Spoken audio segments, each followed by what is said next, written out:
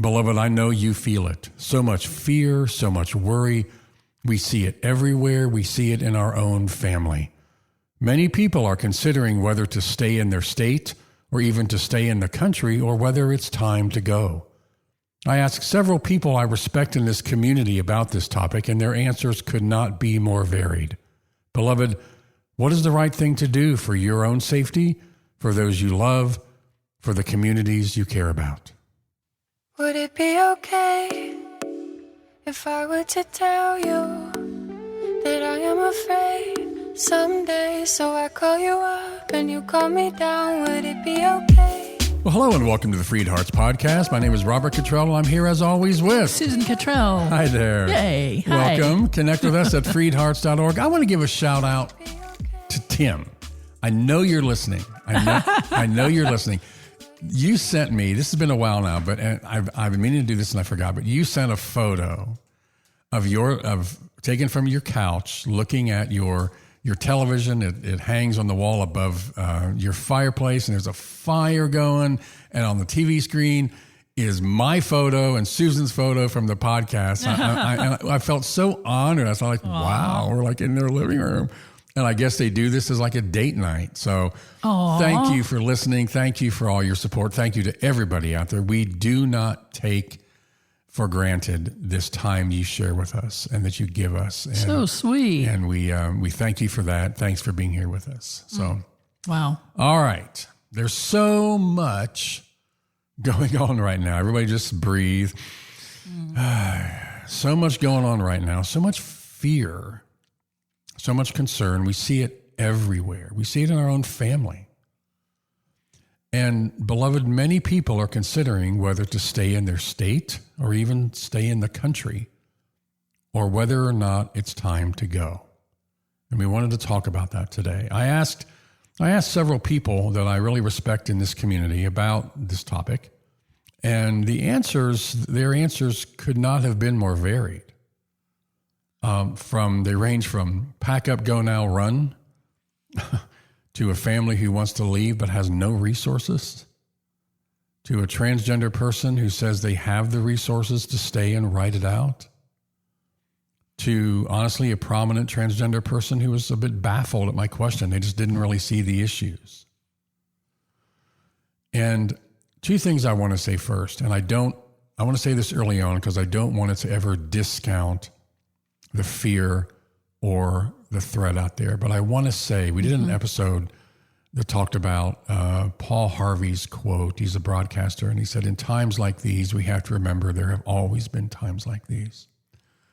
And when you think about things like the Civil War and the Great Depression and World War, I got them out of order here, and World War I and World War II, and the threat of communism and the nuclear threat, and then the Vietnam War, and then the Cold War, and all of that. There have been times when I think a lot of people really believed that, oh my God, this is it. We are not going to survive this. This is the end. And McCarthyism. Yeah, yes, the Red Scare, and so. It's not exactly the same. I don't want to discount the threat. I don't want to minimize the fear in any way, but we just have to remember what people before us have gone through. So I also want to say that when you're talking about should I stay or should I go, there's no right answer. And just to acknowledge those things that have happened that people survived, they weren't fun to go through then either. No. Yeah. And a lot of people suffered and lost their lives during those times. Okay. Right. So with this question today, there's no right answer.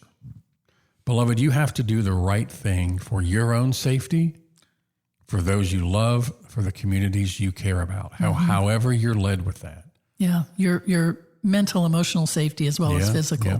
And as much as we can in this, we have to try to sort through, this is so important, we have to try to sort through the what ifs and fears to find the genuine threats and danger. Sometimes I feel like it's a smokescreen to distract us while they continue to just build wealth and power. Yep. Sometimes it feels like this is an immediate, imminent danger. So let's just talk about one example here that's just come up recently. Yeah, there was a proclamation issued about gender affirming care. It was not really a surprise to most as we saw this coming, but it could still catch many off guard. And the proclamation itself does nothing, but it does set things up for what is coming. In June, the Supreme Court will rule on the Skermetti case, again, about gender affirming care for youth, which, by the way, is basically just hormone blockers it commonly used. With gymnasts and things like that. Right. Very common, very safe. Other athletes. Yeah. Mm-hmm. If SCOTUS rules that affirming, and other medical reasons too, okay. If SCOTUS rules that affirming health care is scary, experimental, and dangerous, we can expect that what will come next will be a declaration that all gender affirming care is dangerous and criminal. If SCOTUS rules that gender affirming care is a personal right, we can likely expect the administration to follow the dissenter's lead and proclaim that the administration knows best and that really it's abuse and to criminalize it. So in June or July at the latest is when gender affirming trans youth in any way could be deemed as child abuse. This could happen, and many believe it will. If you're among those and are on the parent of a transgender child, it's time to consult attorneys. Make an escape plan. Yeah, we will say that this is the most imminent thing right now. And if you This came from a prominent mom of a trans child. Yeah, if you're the parent of a transgender child, this is getting real very, very quickly. So again, it's time to consult attorneys, talk to your family, try to make an escape plan for either one of these scenarios, which both could be bad. But we don't know. Yeah, we don't know. And when we hit a constitutional crisis, where the Supreme Court rules one way, the administration rules another, or something is clearly unconstitutional, you can argue that that's already happened in many ways, but we just don't know what will happen next when we get to that crisis. Certainly, trans youth and parents of trans children are on the front lines right now, and their protection and safety are the most important factors in their own decisions on whether to stay or go. Right. And if it goes that way with youth, it's very likely that transgender adults are not far behind. Yeah. Okay, one parent told me, I think the most important thing is that there's not a single right answer. I do think you have to measure your risk. Do you have a young child? Are you an immigrant, whether you have legal documentation or not? Are you a person of color, etc.? I'm not sure what to do beyond that, this parent said. I think it's the question we're all asking now. A trans person said, I've heard from many of my peers, and they are relocating, stockpiling HRT meds in case it's outlawed. A handful have left here in Texas specifically because of the political reality for trans folks here. Yeah. Our child recently helped a trans couple move into their new place here in Washington. Yeah. They had just left Texas. Yeah, there are a couple states. Again, I've got to say, a great resource for this is Aaron Reed. Aaron Reed's website has a risk assessment map of the threat to the trans community in every state, and Texas and Florida are the states that their ranking is not even safe to travel to right now. Imagine living there. So again, there's no right answer. You have to do what's right for you, for your loved ones, and follow the leading of your heart. Someone else said, I've decided to stay. Soldiers go to foreign lands to protect and fight for their country at great personal risk. I'm staying and doing the same thing. I won't leave anyone behind to fight alone. Yeah. That's how they're feeling led. Yeah. There's no right answer. Right. So let's shift things here a little bit and talk about the whole other side of this, and that's the spiritual side of what may be going on. Yeah, the spiritual perspective. Yeah, it's a huge time for a change in humanity. I've been listening to people And that we have the collective power to decide that we are not giving away the world. That it's Next Level Soul that I listen to with Alex Ferrari, and he interviews some really interesting guests, channelers and other interesting guests, and NDEers, near-death experiencers, which I personally really enjoy. But I'm listening for a crow's nest view for what's next. And the thing I keep hearing is that there's a crisis point coming of people needing to decide collectively if we're going to envision the peace and healing together for humanity or continued fear. Those are really the options. And fear has gotten, fear, which means scarcity, has gotten us where we are. And holding on to the old ways, all of the holding on to what we perceive as the old ways is all fear. It's all scarcity. And these gurus are saying that if we could really collectively envision a world of peace, there is so much power in the creation of it, in our thoughts, that brings it into reality. More power than we can imagine. So, this takeover paradigm we're living in right now would collapse because it's based on lies and on fear, which is lies. So whatever's ahead for you, whatever you feel moved to do, you can still join us in imagining a world that is based on the truth of love and humanity rather than the lies of fear and control. That's so good, yeah. And in my own time with Spirit, my journaling time with Spirit, the thing I keep getting repeatedly is prepare, get ready. Ready for what? I don't know, but it feels like decluttering, consolidating, being light on my feet. If things shift and all is well, then I've decluttered and cleaned stuff out, which is always good. But if I need to get ready for something different, then I've used the time to get ready. That's what my spirit has really been deeply moved to do. And this can be a positive, energizing way to include relationships and other non-physical things. A woman wrote me about her travails with her family who won't acknowledge the wife she just married. And if kids happen, which they're hoping for, the family won't acknowledge the wife as the other parent. And I shared with her my own leading to clean out and consolidate and prepare for whatever's next.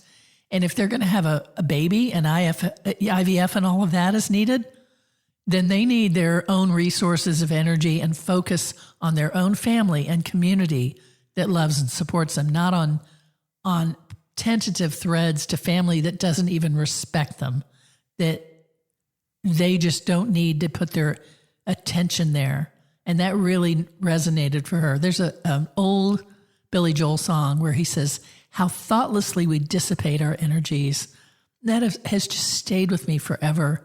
That we just bleed our energies out to things that are not energizing us back. Not life-giving. They're not life-giving. Yeah.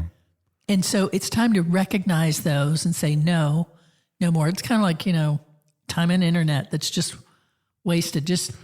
But with people that are not there for us, it's time to stop bleeding out our energy to them. It is amazing how much it takes, how much energy, how much emotion we put into trying to maintain the frail, almost broken thread of a relationship with someone who has been nothing but condemning and rejecting, Cool at best. Yeah. And condemning at worst, hostile at worst. And this really resonated for this woman I was talking to. And I see this as a time for us to reprioritize and streamline, like you do for a move. And even if you're not moving, it still feels like the time to prepare for whatever may be ahead. And I guess like COVID, suddenly things really shifted and we had to kind of reassess everything, evaluate and reprioritize. And that's what this is, I see. Yeah. Yeah. And the outcome, the bigger picture outcome of this could be beautiful. The world may be stepping up. I remember times when people have said, something has happened, an election result or something, and folks would come forward and say, oh my gosh, I'm sorry I've been on the sidelines. Someone said, I wonder if all the people in the recent protests voted. And so maybe... And how they voted. Yeah, well, yeah. So it could be the possible outcome of all of this is that the world is steps up and speaks up, in history. Yeah. In history, many of the great reformations in society were birthed in suffering. Mm-hmm. They're born after a time of great oppression and fueled by people's outrage and stepping up and saying, no more. Yes. Enough. And this could be a time of great awakening, a great healing, a great change in our society. That would be wonderful. I saw a visual of the poverty, the scarcity thing between the rich and the poor. The rich and the poor in the before the French Revolution, and then I saw one in America today, and it's way more today than it was from the French Revolution, which led to a revolution. Yeah, there are lots of things. I mean, this may be revealing a lot of issues that people say, yeah, we want to change these things, but not this way. And not how we're doing it, and really step up and say enough is enough of this way of being with each other, treating each other. Enough of the fear, enough of the hate. Enough is enough is enough is enough. Yeah. And I hope now that said, in those examples in these times in history of great reformation, there has, as we mentioned, there's been suffering at times, and there have been a lot of casualties at times, and that may be part of this equation as well. Yeah, and that's where we have to hang on to maybe a bigger vision, and hang on to that hope that the universe, spirit, God may be doing something bigger here. Something bigger may be happening. Mm-hmm. Something else that came to mind for me is that there's news about people who are afraid of immigration issues, who are deciding to self-deport. So instead of being, captured and handcuffed and taken to wherever, swept up by a random ICE raid somewhere, they are deciding to self-deport, to leave. And as we've discussed, transgender people fleeing the state before they're forced to leave, or worse. And it crossed my mind. I wondered, is this exactly what the, quote, other side, what they're hoping for? Mm-hmm. People leaving the country that they don't even want here? Yeah. Transgender and other LGBTQ people leaving Texas who doesn't want them anyway? Yeah. You know what I mean? Could this be what their goal is all along? You know what I mean? Yes. I feel like we need a collective moment to breathe. To just breathe. Yeah. So what do we do? The upshot, I think, is to get informed to a degree. As much as we can. As much as we can without overwhelming. Yeah. Like get informed on real things. Yeah, I will not say. On just fear. Yeah, I will say here that there's some really effective ways to learn what is misinformation and fake news. Sites like Snopes. Don't randomly immediately share things or believe things. Yeah. See what's the source. Where is it coming from? Is helpful for that. Is it valid? Yeah. Snopes.com is helpful, and other sites are helpful to figure out what is a real threat and what is just a what if or a fear. Yeah.